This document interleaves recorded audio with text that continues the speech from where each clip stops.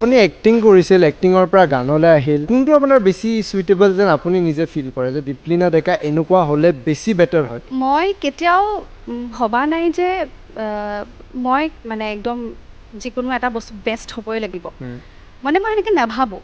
কাৰণ বেষ্ট হ'ব নোৱাৰোঁ, মই নোৱাৰোঁ, বাকী মই নাজানো। মই বেষ্ট হ'ব নোৱাৰোঁ কাৰণ ইমপাৰফেকশ্যনছ থাকিব। এতিয়া মই যদি অভিনয় কৰোঁ, মই অভিনয় কৰিও সমানেই বহুত ভাল পাওঁ, মই পগলাৰ নিচিনা ভাল পাওঁ তাৰমানে অভিনয় কৰি। এতিয়া অভিমন্যুখন মই ৰিচেণ্টলি চিনেমাখন কৰিছোঁ। বিজনেছ ৱাইজ কি হৈছে মই ক'বলৈ নাযাওঁ, কিন্তু মই কৰি পেলাই মই বহুত বেছি ছেটিছফাইড তাৰমানে। কাৰণ যিখিনি মানুহে মোক চায়, গতিকে তেওঁলোকে যেতিয়া ওলাই আহি পেলাই কৈছে যে আপুনি এনেকুৱা অভিনয় আপোনাৰ পৰা এক্সপেক্ট কৰা নাছিলোঁ, আপুনি এইটো কৰিছে আমি এক্সপেক্ট কৰা নাছিলোঁ, আপুনি ইমান ভাল এটা চৰিত্ৰ চুজ কৰিছে, থেংক ইউ ছ' মাছ। গতিকে সেই বস্তুবিলাকে তাৰমানে মোক সাংঘাতিক কি বুলি ক'ম, এনাৰ্জাইজ কৰে।